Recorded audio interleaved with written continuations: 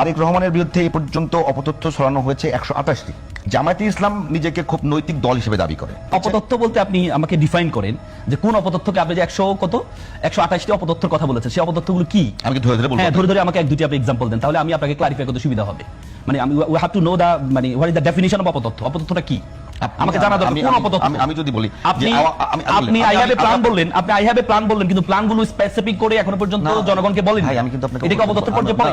অপতথ্য আপনি 7000 8000 চাঁদাবাজির কারণে আপনি বহিষ্কার করেছেন। এটা যদি মানুষ বলে যে এরা চাঁদাবাজি করছে, তাহলে এটা কি অপতথ্য?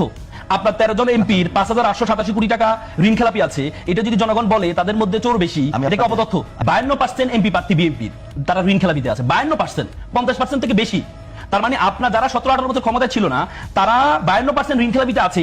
এরা যদি ক্ষমতায় আসে, এরা তো পুরো ব্যাংক খেয়ে ফেলবে।